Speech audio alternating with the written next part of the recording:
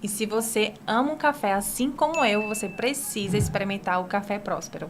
A gente está lançando agora um desconto de 10% para as 10 primeiras pessoas que derem um oi lá no Café Próspero com a seguinte frase: Nalu Próspero. Você vai ganhar 10% de desconto em cima de produtos ou kits a partir de R$ 40. Corre porque é limitado. E definitivamente eu não acordei assim, meu amor. Passei lá no estúdio da Camila Barros e olha, fiquei uma diva. E pensando em você, a gente preparou o seguinte: 10% de desconto em cima de qualquer serviço lá do estúdio, para 5 primeiras pessoas que falarem lá com o pessoal via WhatsApp. Corre que é por tempo limitado. Verão chegou e estamos de dieta, né, amores? Olha só, pensando nisso, a gente preparou outra super promoção para você. 10% de desconto em cima do kit Cupcake. Gente, é 3K, são de doces funcionais, feito com biomassa e zero lactose. Para as 5 primeiras pessoas, corre lá no WhatsApp deles para pegar o seu. Se você, assim como eu, ama enfeitar o cabelo da sua pequena, você precisa conhecer a loja Charminho. Eu trouxe aqui até a última coleção de Páscoa que vem aí. Olha que coisa linda. E a gente bolou um super desconto para você. As 5 primeiras pessoas que derem um oi lá na loja Charminho vão ganhar 10% de desconto em cima de qualquer kit que tiver disponível. Corre que é por tempo limitado. E se você preza por peças atemporais e super sofisticadas, você precisa conhecer Além do Encantamento. É uma loja infantil de roupas e eu trouxe um super desconto para você. As 5 primeiras pessoas que derem um oi lá no WhatsApp das meninas vão ganhar 10% de desconto em cima desse vestido aqui. Olha que coisa mais linda. Eu já garanti o meu. Corre que é por tempo limitado. Seja muito bem-vinda, muito bem-vindo. Esse é o Nalu Podcast, a maternidade que é sobre você.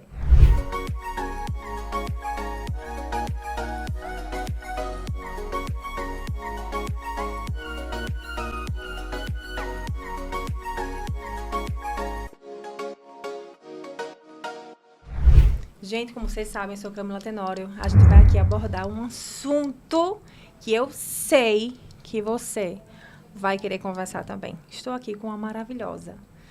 Ela simplesmente é psicanalista, terapeuta de casais e palestrante, meu amor. Sim, estou com a doutora Débora Guedes. Ah, que alegria falar com você, Camila. E olha, um podcast que foi muito sonhado, tá? Esse podcast foi pensado há muito tempo atrás. Verdade. Mas o dia chegou, não foi? Chegou, estou muito feliz de ter você aqui. É algo que eu já vem paquerando assim, ela já faz tempo, entendeu? E a gente não conseguiu conciliar as agendas. Mas assim, eu estou muito feliz de ser aqui. Tenho certeza que vai ajudar muitas mulheres. Nós vamos falar, meninas, hoje sobre filhos depois do casamento. Não, casamento depois de filhos. Filhos depois do casamento. Corta aí, vai, deixa eu... E hoje nós vamos falar sobre um tema que tenho certeza que você vai querer sentar aqui e conversar também, minha amiga. Casamento depois dos filhos, como é que fica esse babado? A gente vai conversar sobre isso com essa maravilhosa. Você vai ajudar um pouquinho a gente, Débora? Com toda certeza. Até porque o casamento ele precisa ser a prova de filhos, né? Se ele não for a prova de filhos, ele morre no meio do caminho. Ai, gente, vamos tatuar essa frase maravilhosa. Mas é isso mesmo, assim. A gente estava conversando antes de iniciar aqui a gravação, que é muito desafiador.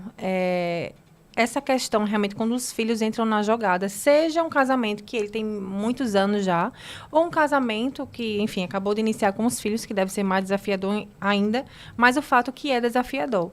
E a gente, eu falo enquanto mãe, assim, tem 3 anos de maternidade, e eu vejo que a gente se prepara para tudo. Né? Se prepara mais para o filho, para o enxoval e tal. Então, você se preparar para entrar nessa maternidade não tem muito. Algumas pessoas hoje já conseguem ter essa elaboração. Mas sobre o casamento, realmente não se tem. De pensar, bom, vou ter um filho, vou pensar sobre a questão do meu filho, da maternidade em si, da logística. Mas como é que eu posso fazer aqui com relação ao meu casamento minimamente? A gente não conversa sobre isso. E a sensação que eu tenho é que a gente... quando abre o olho, tá, meu Deus, o que é isso? Cadê o meu casamento?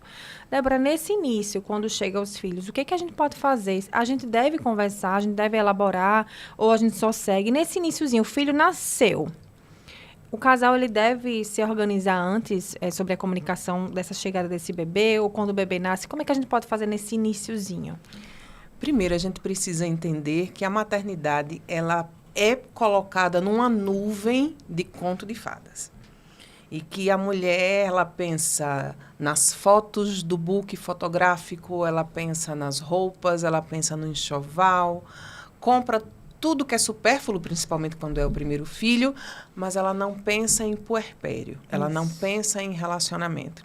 E um movimento que eu observo em muitas mulheres influenciadoras que falam sobre o feminino, que falam sobre feminilidade, tem uma, inclusive, que eu sigo, que ela está grávida e quando alguma outra mulher diz, olha, depois que o filho nasce, o casamento muda, ela recebe aquilo como um ataque, como se, ninguém pode ver uma grávida que não quer ver a grávida feliz.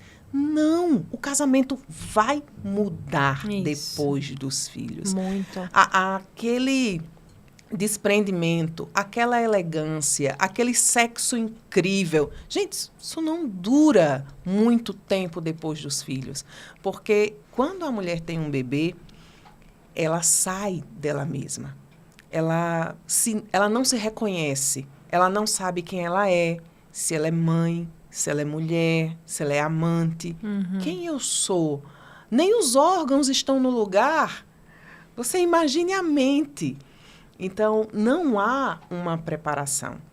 E por não haver essa preparação, porque a mulher fica muito envolta nesse sonho idílico de uma maternidade, como se as cólicas do bebê não fossem existir, como se o sono fosse só algo que meu marido vai acordar junto e vai me ajudar.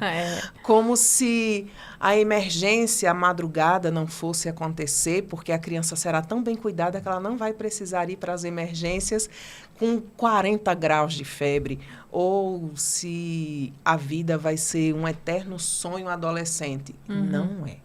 E essa preparação precisa ser feita com os pés no chão, principalmente com o diálogo, entendendo que a forma como a mulher vê a maternidade não é a mesma forma que o homem vê a maternidade. Importante isso. E essa visão, ela é tão importante, separar tudo isso, porque o que é que acontece?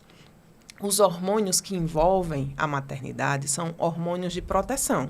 Vá tirar um ovo debaixo de uma galinha e a galinha mata você. Isso. Vá pegar o bebê de uma mulher que acabou de parir, ela quer avançar em cima de você. Só que existe um pai que está louco para ser pai. E a mãe não permite que esse pai faça, porque ele não faz igual ao que ela faz. Isso, tem muito. E por não fazer igual, o que é que ela diz? Ele não sabe fazer, ele não serve para nada. Então, ela tira a paternidade, aquilo que ele consegue fazer, e ela depois diz, eu estou sobrecarregada, eu estou cansada. Claro, meu bem, você não deixa ninguém lhe ajudar. Existe um outro ponto que eu gosto de tocar, e eu caí nessa falácia, inclusive, que é, tenham pessoas que cuidem da sua casa e a mãe cuida do bebê. Gente, eu caí nessa... Eu quero dizer a você que eu caí nessa falácia. E eu brigava com todo mundo que queria cuidar da minha filha e não queria cuidar da minha casa. Lê do engano. Por quê? Porque você também precisa de alguém que troque a fralda do bebê, que fique com o bebê, para que você tenha momentos com você mesma. Exatamente. Então, existe uma falácia de um grupo do sovaco cabeludo. Amei, chiquei, do sovaco cabeludo. Né? Tem uma falácia que cuide da mãe e a mãe cuida do bebê, porque você tem que fazer isso, você tem que fazer aquilo, você tem que fazer cama compartilhada, você tem que fazer isso, porque isso... É uma enxurrada de informação na cabeça e ela vai caindo nesse engodo e acaba sofrendo, porque fica uma maternidade solitária. Isso. Obviamente que os pitacos não são tão bem-vindos. E a gente sabe disso, porque a gente também precisa ter a liberdade de decidir a nossa maternidade. Sim.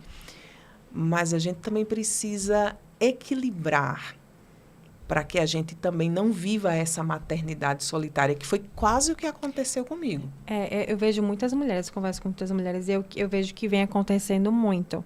Justamente pela informação, excesso de informação que acontece. Hoje a gente vive, cada um no seu quadrado, a gente não tem mais aquela, como a gente falava, a criança ela é criada em aldeia antigamente, então tinha essa questão toda, e hoje em dia não existe mais isso. Vem a internet aí com pessoas que têm informações de qualidade, pessoas que não, as informações chegam de toda forma, e aquela mãe se sente minimamente instruída na cabeça dela. E já tem toda essa questão hormonal que você falou, não, filho é meu, eu que vou dar conta. A pressão da performance que vem também dessa mulher, ela não sabe, então vou ter que performar aqui, tem que dar tudo certo. A fantasia para botar a cereja no bolo. E ela fica, na mente dela, ela fica, meu Deus, eu vou aqui, tem que dar certo isso aqui, acabou. Então, eu vejo que muitas mulheres hoje, elas não estão permitindo também, mesmo quando tem uma rede de apoio, um familiar, uma tia, uma mãe, a sogra, do jeito deles chegarem para poder dar um pouco de apoio para esse bebê, para ela ter o tempo dela. Então, muitas mães eu vejo que estão preferindo não fazer parte disso e ficam sobrecarregadas. Então, assim, realmente assim, é um acúmulo de coisas que transforma a maternidade desafiadora e solitária nesse sentido.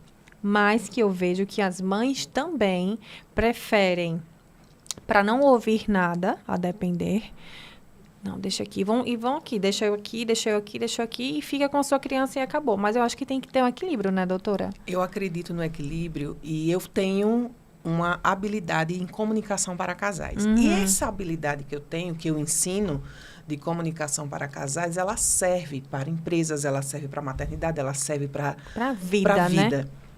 Olha, mãe, olha, sogra, eu gosto de criar a minha filha assim. Eu quero a sua ajuda. Olha só que interessante. Eu quero a sua ajuda.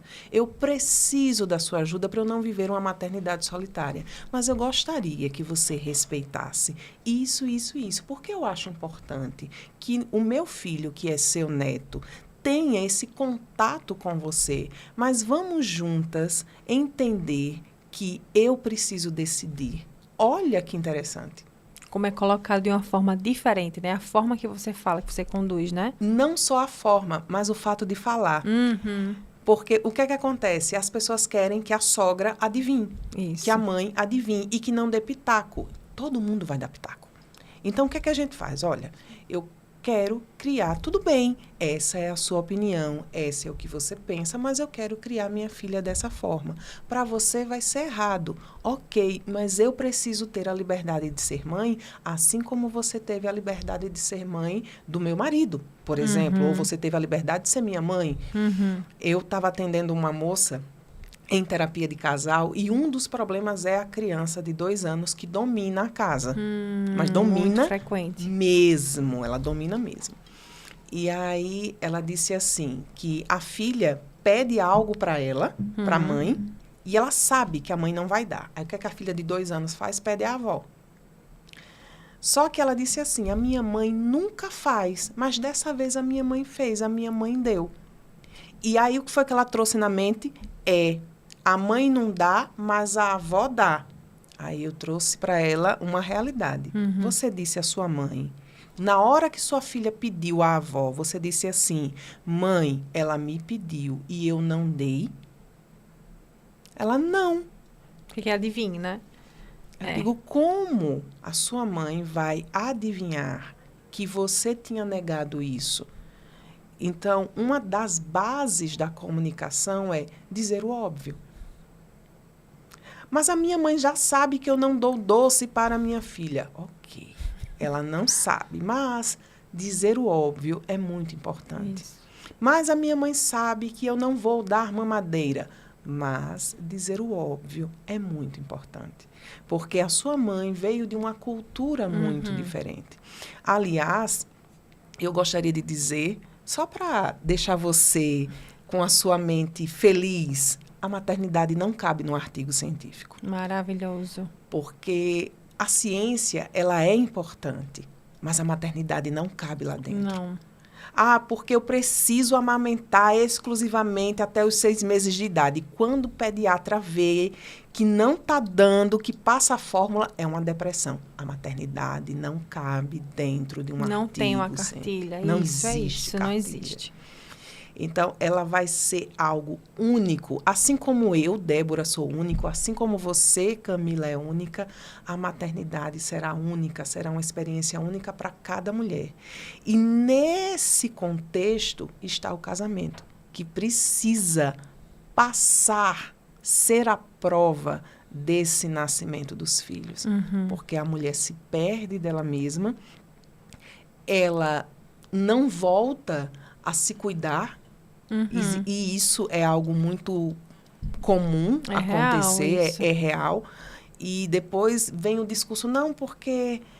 eu estou muito cansada, são muitas demandas. Isso. E eu gosto de dizer o seguinte, autoestima é algo que brota de dentro para fora.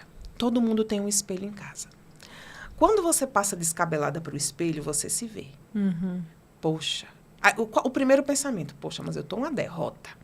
Aí você passa de novo e você se vê, poxa, mas como eu tô feia. Daqui a pouco, quando os 40 dias passam, que você vai ter uma relação sexual, ai, mas eu não me sinto segura. Claro, você não teve nem o cuidado de amarrar o próprio cabelo. Eu nem tô falando de maquiagem. E quando a gente fala isso, não é para o outro, é para você, porque a autoestima ela é individual, não é para o parceiro, é para você. É para você. Eu, quando tive meu baby blues, que foi bem pesado, mas eu vejo até que eu me arrumei até mais no baby blues do que atualmente, entendeu? Porque eu precisava, eu olhava pra mim, eu não me reconhecia. Falei, eu preciso me reconhecer de alguma forma. Então, do meu jeito, eu amarrava meu cabelo, botava um... Não tô dizendo que isso é regra, mas assim, dentro do meu recorte ali, eu precisei me reconhecer ali. Pô, a Camila ainda tá ali, dentro desse turbilhão de emoções. E quando a gente fala sobre autoestima, sempre eu bato nessa tecla, porque quando a gente fala sobre isso, as mulheres mais sobrecarregadas que existem, que não tem rede de apoio, que tá naquela loucura, pô, muito fácil é falar, não vou fazer isso para o outro, eu tô aqui louca. Mas não é para o outro. E não é você botar 3 quilos de maquiagem. É algo que você consiga se reconhecer dentro deste grande surto coletivo nesse início para você. É para você, não é para o outro, né, doutora? Olha, você quer que eu seja bem honesta? Honesta e impopular? Por que não para o outro? Sabe por quê? Eu costumo dizer que a primeira coisa que Deus fez foi a beleza. Por quê? Os rios, os mares deram peixes, a terra deu seus frutos. A primeira coisa que Deus fez foi a beleza, porque ele fez um jardim. Então, foi a primeira coisa que ele fez, foi a beleza. Depois, ele colocou o homem dentro da beleza. Depois, ele colocou a mulher dentro da beleza. Então, quando a gente viaja por quê? Por que eu coloco uma mesa posta? Por que eu recebo você com uma mesa bonita? É para quem? É para mim? Por que a beleza precisa ser apenas para mim? Sim. Por que não para o outro? Por que não olhar e dizer, poxa, sabe, arrancar aquele suspiro no outro? Virou um discurso tão egoísta, é algo que eu tenho percebido, inclusive atualmente. Não, não é para o outro, é para você. E por que não para o outro também? Ah, porque você vai fazer uma comidinha gostosa, é para você, não é para o outro. E por que não para seu marido? E por que não ele se sentir importante? Sim, porque sim. você se arrumou, ficou bonita para ele. Qual o problema? Esse discurso pesa. Então, eu vou ficar bonita para as duas coisas. Para ele, sim, vestir para ele. Ah, eu comprei essa lingerie, sim, e foi para o meu marido. Não foi para eu ficar bonita, não. Foi porque eu queria que ele me visse e ele me visse gostosa. E por que não? Qual o problema? Talvez o peso do discurso seja justamente por causa da individualidade. Casamento não é um indivíduo. Não é, de jeito nenhum. Quando eu coloco o peso da individualidade, eu só vou fazer o que eu quero. Casamento não é fazer o que você quer. É algo que, puxando nesse gancho, é algo bem complicado de conversar, ainda mais em um casal que está no meio do furacão, né? Filhos pequenos, muito pequenos, o cara tem que trabalhar muito, a mulher ainda não voltou no mercado de trabalho pela demanda mesmo, muitas das vezes das crianças pequenas, eu vejo muito isso. E aí eles se sentem completamente enxurrados, assim, sufocados mesmo pelas demandas do dia a dia, e acabam que viram colegas de quarto, às vezes, por muitas das vezes, tem que se comunicar pelo WhatsApp, porque um está fazendo uma coisa, quando ele sai para comprar um pão, aí vai se comunicar. Eu vejo muito isso. E aí, eu fico, cara, como é que esse casal ele vai conseguir se reorganizar dentro dessa estrutura, que muitas das vezes eles não têm muita estrutura de fora para poder, vamos aqui, fica com você e tal, a realidade do Brasil, né, da maioria dos casais. Como é que eles podem fazer para, nesse momento, não deixar que a rotina engula o casal dentro dos filhos e tudo mais? Tem essa questão de promover, a gente fala, não, promova muito. Então, se não tem tempo, vão lá e promovam isso. Mas como que eles podem fazer? E se reconhecer um com o outro, com as suas falhas e ter isso que você falou, porque não é... Se eu quiser realmente que meu casamento ele dê certo e eu viver para a minha felicidade, eu vou ser infeliz para tentar reestruturar esse casamento. Se o outro fizer que estiver lá, Camila, eu quero que você seja feliz e que ele seja feliz, eu acho que dá certo. Então, como é que eles fazem ali para poder sair um pouquinho desse fuzuê, dessa loucura, para poder se reconhecer um pouco, se conectar novamente? Tem uma técnica que eu uso muito em palestras de casal. Essa técnica eu gosto de usar. E, primeiro, eu sei que o assunto cama compartilhada é um assunto polêmico. Né? Cada um decide o que quer fazer. Mas, na experiência, quando eu observo o que acontece com o casamento e a cama compartilhada, eu percebo muito mais dificuldade de conexão. Porque tem uma criança ali no meio que tem pena de colocar no quarto e a criança chora. E ela acostuma. Então, assim, você pode até querer me trucidar, e ok. Mas a cama compartilhada, ela não faz bem para o casamento. É um tema polêmico, ela faz bem para o bebê? Faz. Mas o casamento, ele sofre algo que poderia ser evitado. Então, o primeiro ponto é rotina de sono. Perfeito. Rotina de sono. Mas com os 3 meses existe a tal da esterogestação, né? Que é uma teoria de que a criança estaria desenvolvida plenamente aos 3 meses de idade. Mas essa teoria, você pode fazer a rotina de sono, coloca esse recém-nascido no berço, coloca uma babá eletrônica, existe para isso, gente. Deixa ele lá no quartinho, para ele se acostumar. Rotina de sono. Esse é o primeiro ponto. Sem rotina de sono, não tem mamãe feliz, nem papai feliz. Aliás, só tem discussão. E eu concordo tanto com essa frase.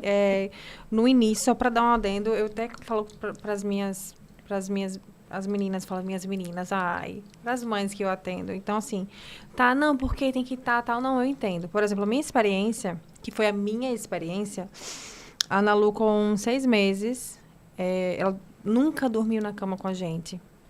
Eu nunca consegui dormir, nem no início. Eu não conseguia dormir, não conseguia pregar o meu olho, nem horinhas de sono, aquele momento fracionado, eu não conseguia.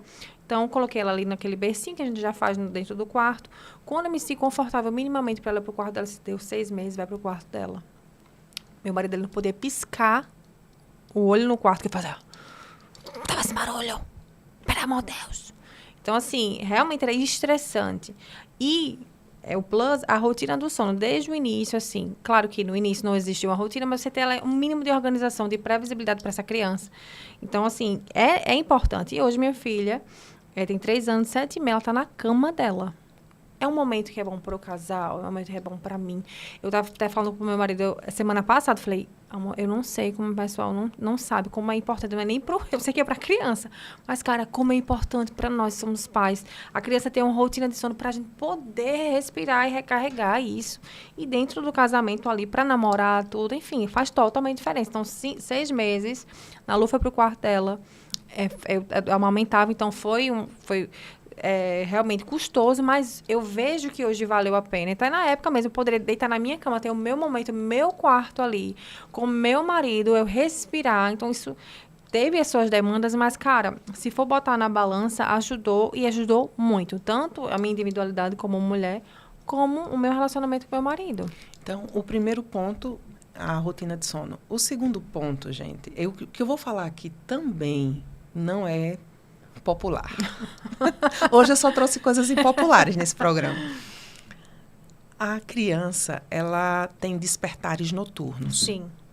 Então, dormir com o bebê no quarto, ela vai ver você transando. Isso é importante falar. Ela verá. Ah, mas é no bercinho, é num carrinho, fora da cama, meu bem, ela vê. Fica no subconsciente. Isso. O que isso vai virar? Não sei. Isso é importante falar do subconsciente, porque porque ela não está entendendo. Não é porque ela não está entendendo que ela não viu que não vai ficar no subconsciente, né? Outra coisa, existe um termo, cheiro de sexo. Ele existe. Uhum. O quarto fica com esse cheiro.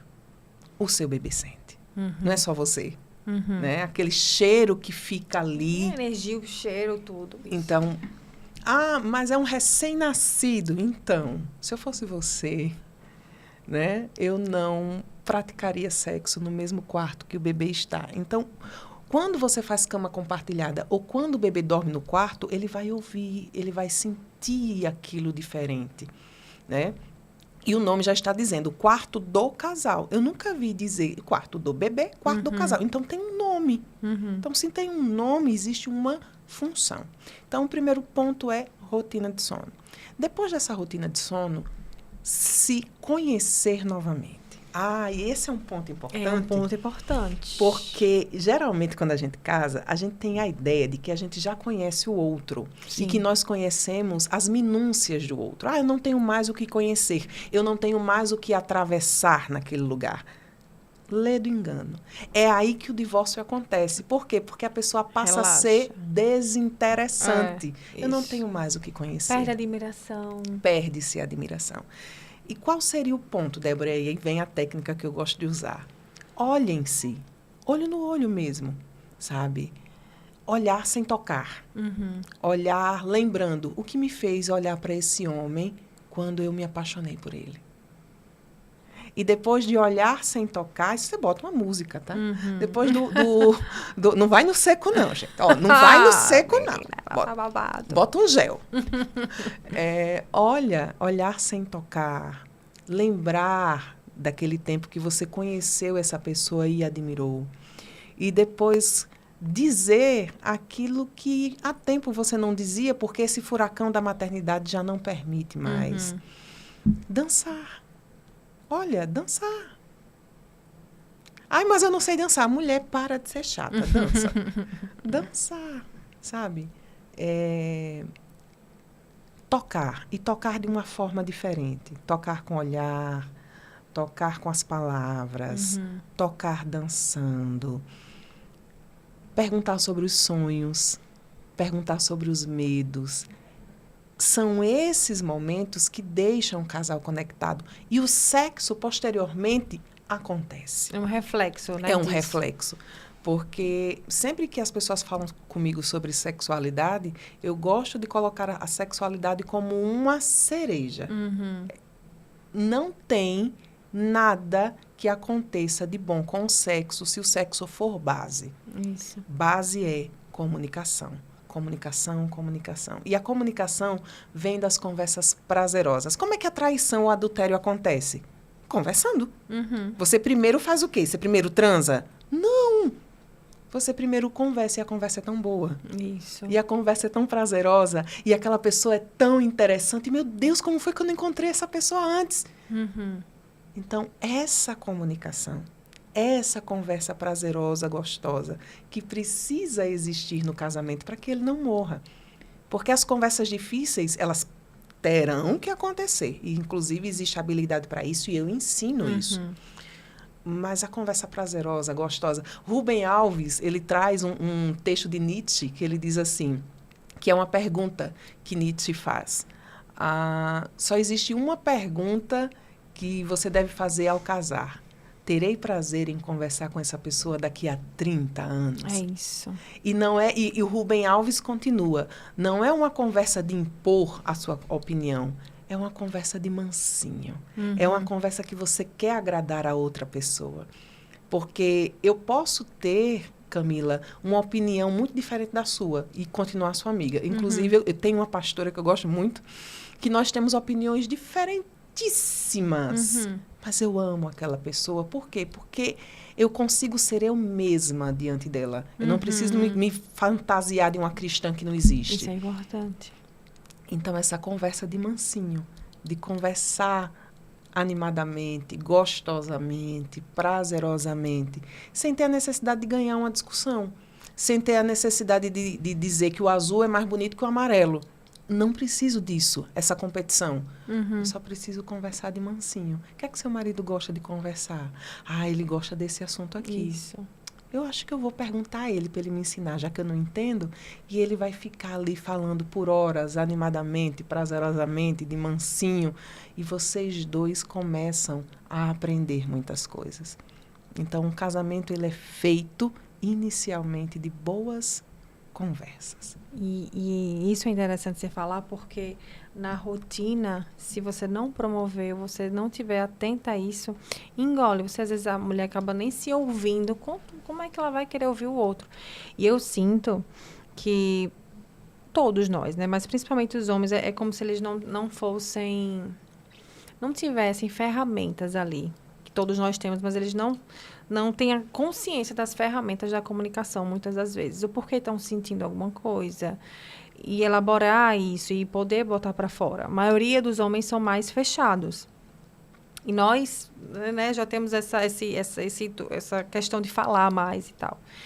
E aí, voltando para essa questão da rotina toda, eu vejo muitas das mães que realmente não têm a consciência, que tomam para si toda a responsabilidade da criação, ou que inconscientemente não permitem que o pai seja pai da forma que ele também vai aprender a ser como nós, e acabam tomando tudo para si, ficam de cara fechada. O cara, por muitas vezes, também não sabe o que fazer, não sabe nem o que está acontecendo ali. E... por muitas vezes também, por outro lado, eu vejo que tem muita falta de iniciativa dos caras, assim, dos pais. O que acontece? Eu, botando como exemplo novamente, eu tenho necessidade, eu acho que com conversa, assim, tudo se resolve. Você bota as cartas na mesa, você fala e tal. E aí a gente sentou e eu falei, amor, vamos lá. Eu vou ficar muito louca da cabeça, entendeu? Não sei como é que eu vou ficar, mas... Até onde me fica, eu vou ficar muito louca da minha cabecinha. Vou precisar da sua ajuda, preciso que a gente se comunique. Eu detesto ter que pedir alguma coisa. Normal. Avalie quando, com crianças que falam aí, que você tem que ficar pedindo. Então, eu prefiro que você erre. No caso, ou já tem feito, me pergunte. Mas que eu não fique pedindo. Vamos juntos, na intuição, nós dois. A gente vai se adequando a partir dali. Se eu for fazer, vocês, não, amor, eu faço isso. Enfim, a gente vai conversando. Vamos os dois tomar iniciativa. A gente vai se organizando dentro dessa nova realidade. A gente vai vendo onde cada um encaixa em cada coisa aqui. Eu conversei muito com ele. E eu vejo que ele é parceiro, assim, meu parceiro. O cara é meu parceiro, assim. Tá comigo e não abre, sabe? E a gente, quando tá desencontrando, a gente senta para conversar, para elaborar. E aí ele fala também, esse cara, é porque nós homens, a gente realmente, ele fala isso. Nós não somos acostumados a parar e entender porque eu estou me sentindo de alguma forma. Então, até para entender vocês, é muito mais custoso porque eu nem consigo me entender. Então, a partir do momento que eu não tenho essa ferramenta dentro de mim, como é que eu vou parar para poder lhe ouvir da forma legal para a gente poder se ajustar? Não existe. Então, muitas mães também me falam que falta a iniciativa dos caras, mas eu acho que falta essa questão da conversa também. Ou que elas falam gritando. Você também, né, doutora, tem que saber falar para o seu parceiro, para ele entender. Eu não posso... Uma coisa que eu aprendi muito tempo, eu estava com a minha cunhada esses dias, eu tenho, acho que 10 anos, não lembro. Eu casei novinha, tenho vários anos aí de casar, acho que 10, amor, não lembro. Mas sou péssima com data. Amor da Camila. Ela não sabe fazer conta. Perdoe. Sou péssima de data. E aí, eu falei, cunhada, eu só de um tempo pra cá, olha, amor, como é? Eu consegui entender como é que é a linguagem dele de falar. Porque eu sou 80, ele é 8. Então, imagina assim, a gente consegue se equilibrar se os dois estão querendo se conectar. Senão, não rola. Então, eu só fui entender a comunicação dele de um tempo pra cá para falar, amor, da forma eu gasto menos esforço, ele consegue entender, a gente consegue se estruturar. Então, eu acho que é essa questão de comunicação. Doutora, como é que as mães que estão em casa, como é que elas podem entender qual é a forma de comunicação do seu marido? Como é que elas podem promover isso? Não que seja da função só delas ou deles, mas falando porque a maioria do pessoal público. que são mulheres. Como é que elas podem ter essa noção? Cara, eu não estou me comunicando com meu marido agora, eu preciso dele, eu estou falando, ele não está me entendendo. O que é que eu faço? Primeiro ponto.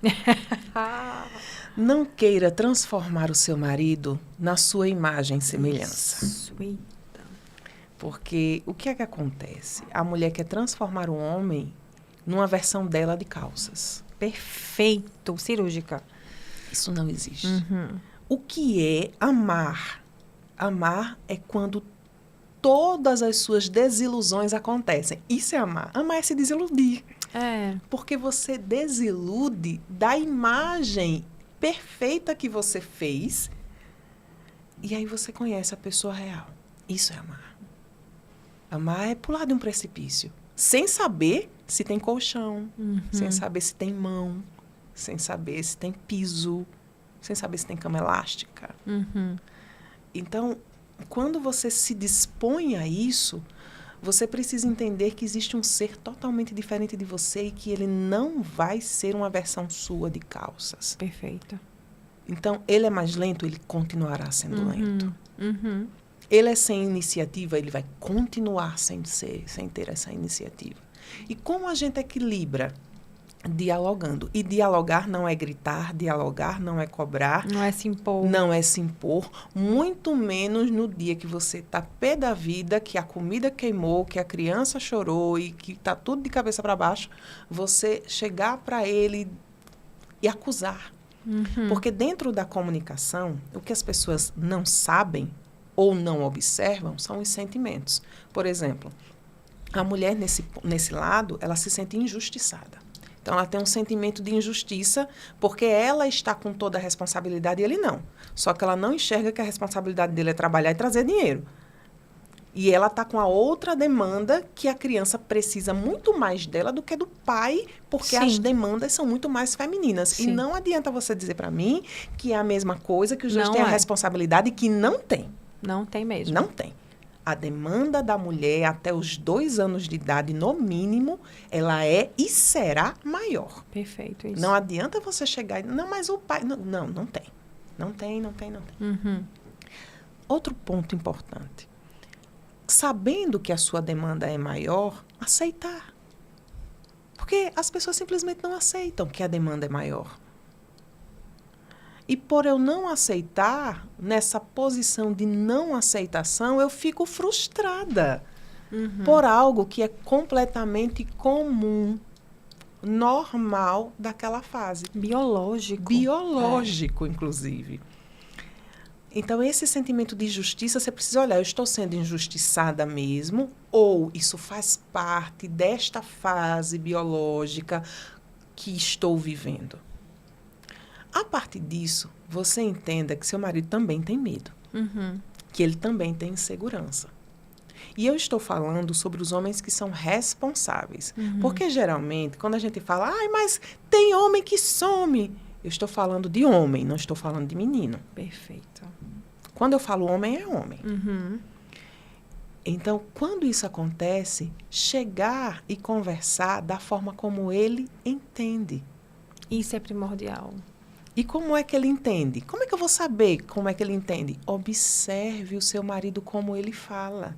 A forma como ele fala, muito provavelmente, é a forma como ele entende, porque a gente só dá o que a gente tem dentro.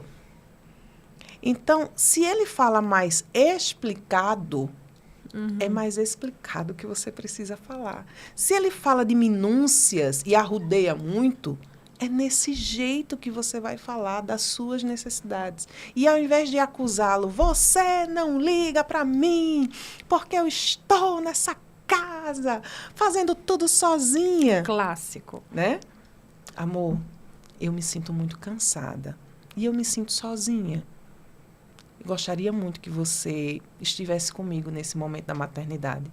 Não estou dizendo que você está me deixando só, mas eu estou me sentindo. E eu gostaria que a sua parte fosse assim. Você pode fazer isso para que a gente tenha momentos bons no casamento? Olha como é diferente. Oh! Né? Falando a mesma coisa, de perspectiva diferente, que ele entenda que não vai causar aquele atrito. Porque o problema está no sentimento que você sente. Se você se sente injustiçada, você vai acusar o outro. Certa vez eu ouvi uma pessoa dizendo assim, porque a minha mulher é muito preguiçosa. Ela não acorda de manhã para fazer o meu café da manhã. Ela fica dormindo. Ela é muito preguiçosa e eu saio para trabalhar. O que é que esse homem está dizendo? Eu sinto falta da minha mulher.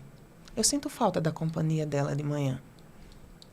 Mas é tão difícil para mim dizer que sinto falta, porque é como se eu estivesse me rendendo, é como se eu estivesse dizendo, estou sendo vencido, que eu prefiro acusar. Então, para a mulher, é a mesma coisa. É muito mais fácil você acusar, porque quando você acusa, você está no lugar de superior. Porque eu fiz, porque eu sou, porque eu dou conta. E aí, quando você desce desse degrau de superior e só se renda. Olha, eu tô aqui rendida. Mostrar essa fragilidade, né? Isso. Vulnerável. Vulnerabilidade. Que as pessoas acham que vulnerabilidade é chorar, que as pessoas acham que vulnerabilidade é, sei lá, fraco. Fraqueza. E não só fraqueza. Existe uma questão de vulnerabilidade de você não ter brios. Não. Você vai ter seus brios. Você vai ter seus momentos. Mas a vulnerabilidade é, amor, eu não estou conseguindo.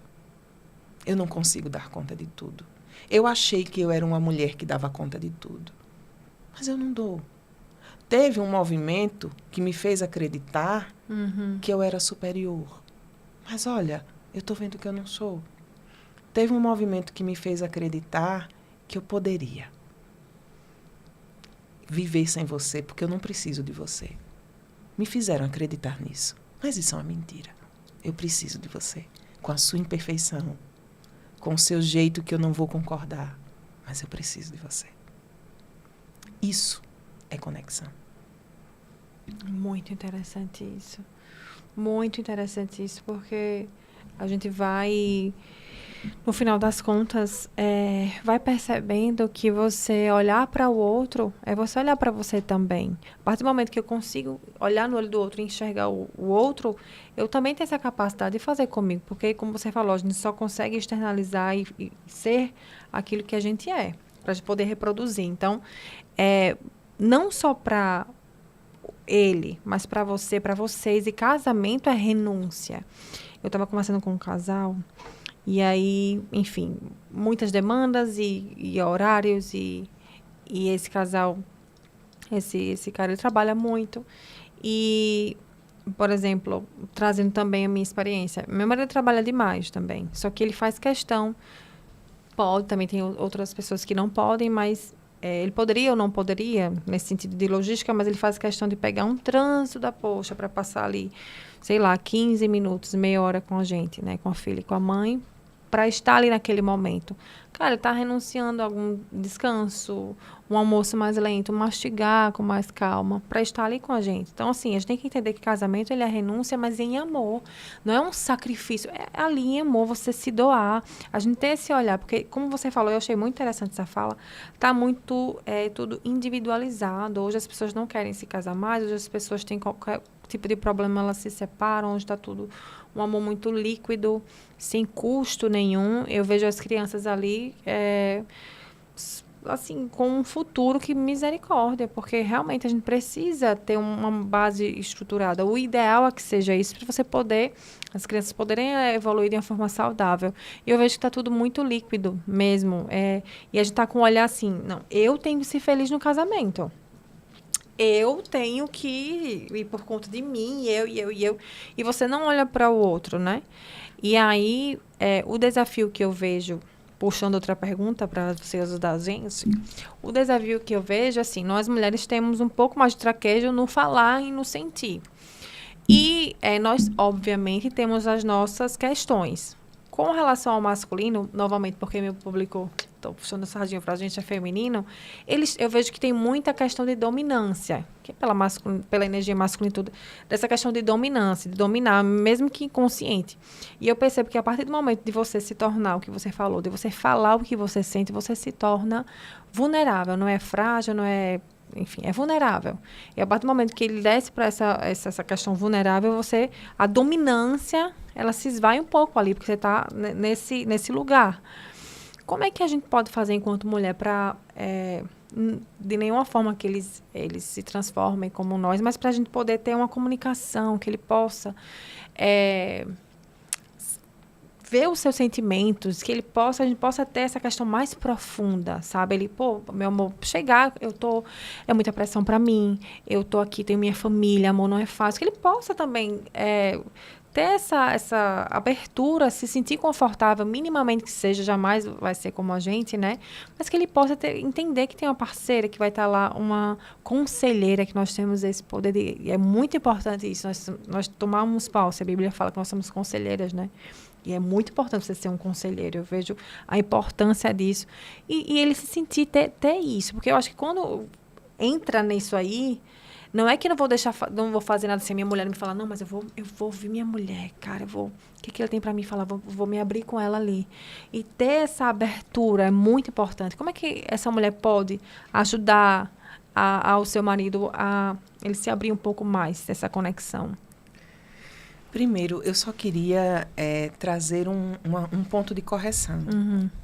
Homens sabem conversar. É porque tem-se no imaginário de que homem não sabe falar. Sabe. Uhum. Só que eles não querem falar de sentimento. A maioria. E por quê? Porque o que acontece é que mulheres não perdoam a fragilidade do homem. Você acha que você vê muito isso no seu consultório? Na vida. Uhum. A fragilidade do homem não é perdoada. E é algo muito visível. Entenda. Uhum. Se você está chorando, seu marido está chorando, está todo mundo chorando, meu Deus, e agora? Com quem eu... Uhum. Entende? Alguém, e esse alguém geralmente é o homem. Débora, mas você é terapeuta, você está dizendo isso. Estou porque é o que eu vejo. Uhum. Assim como a promiscuidade na mulher não é perdoada pelo homem, a fragilidade... É uma fragilidade tão sensível que ele perde o lastro masculino. Uhum. Isso não é perdoado. Então, sim, ele vai conversar uma coisa ou outra com a mulher, vai. Mas ele ainda vai preferir bater um papo com outro homem. Uhum. Por quê? Porque o outro homem vai entender de um lugar masculino, que é diferente. Não que ele não vá falar sobre os sentimentos com a mulher, ele vai, mas não com a profundidade que a mulher espera. Sim, sim. Entende? Ele vai dizer, estou cansado, meu sócio fez algo que eu não gostei. Ele vai trazer, mas não com a profundidade e riqueza de detalhes que talvez a mulher espere. Isso eu falo no geral. Todos os homens são assim? Não, mas no geral. Porque se fica tudo muito sensível e todo mundo chorando e todo mundo tudo, essa estabilidade em casa é perdida. Por exemplo, eu conheço homens que morrem de medo de energia elétrica, mas eles enfrentam.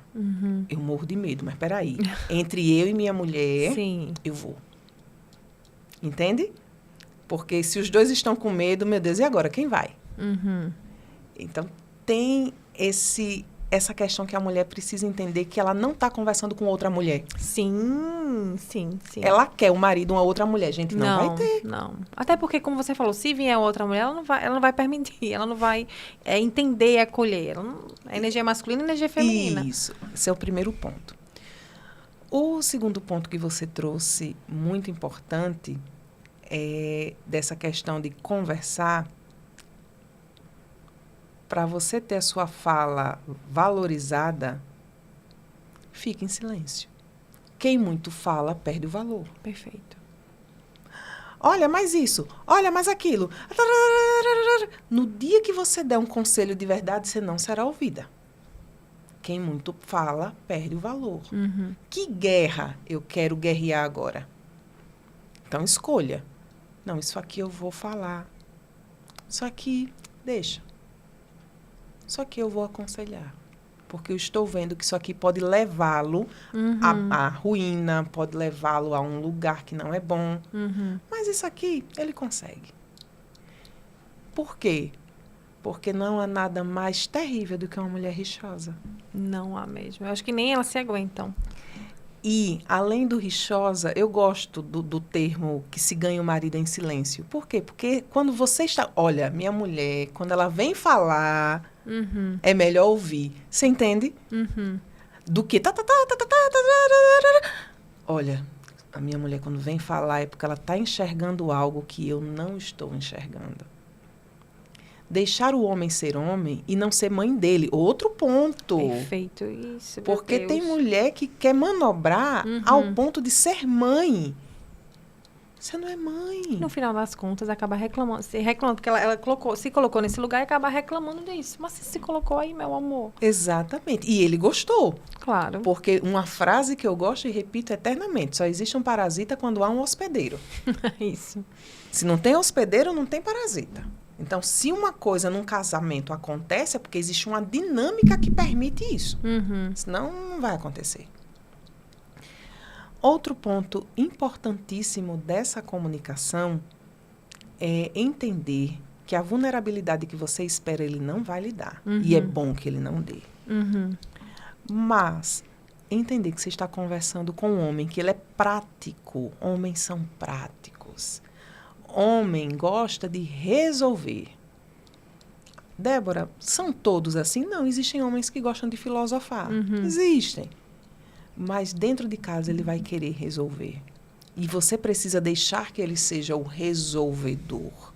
Tem isso também, né, amor? Que é babado. É importante que ele seja, que você permita que ele seja resolvedor. Ah, mas se meu marido fizer, não dá certo. Então, não vai dar certo nunca. Porque você não permite. Seja a fralda, seja a mamadeira, seja o banho, seja pentear o cabelo, seja lá o que for. Se for para seu marido ser apenas uma extensão sua de babá, eu sinto em lhe dizer, mas o casamento não terá sucesso. Teve esse mesmo casal que eu atendi, uma das brigas era, eu pari a fulana. Como se ela quisesse dizer, eu tenho mais poder do que você, porque pari. Isso acontece muito. Muito. Porque o pai não pode brigar com a criança, não pode botar de castigo, seja lá o que for, porque ela pariu e ela tem mais direitos. Gente, a maior infantilidade do mundo. Isso não é casamento. Isso não é maternidade, isso não é ser empoderada. Aliás, eu nem gosto dessa palavra. Eu percebo que a maternidade ela pode ser melhor, porque ela toda a vida existiu. E ela não tinha esse peso que ela tem hoje. Com certeza. A maternidade não tinha essa carga, esse custo que tem hoje. Isso. E as mulheres pariam 5, 10, 15.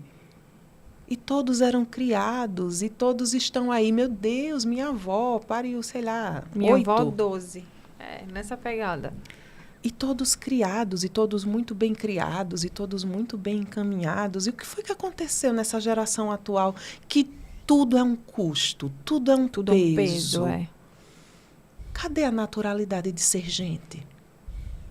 Acho que a gente perdeu a naturalidade de ser gente. Gente, só gente. Gente, pelo amor de Deus, cara, cadê teu lencinho, amiga? Débora, olha, meu amigo aqui já tá me olhando. Vamos finalizar essa conversa deliciosa. A gente tem que marcar a parte 2, porque tem muita coisa pra gente conversar, de verdade. Mas pra gente finalizar, eu queria que você deixasse uma frase para esses casais. O que você gostaria de dizer para eles em uma frase? O que você poderia dizer para eles, pra gente finalizar? A maternidade não cabe no artigo científico. Os filhos vão embora. É ele quem vai ficar.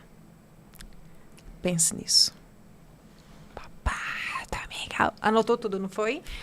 Qualquer coisa, você volta, entendeu? Para anotar mais ainda. Eu, assim, foi uma aula para mim. Eu fiquei muitas vezes assim, só...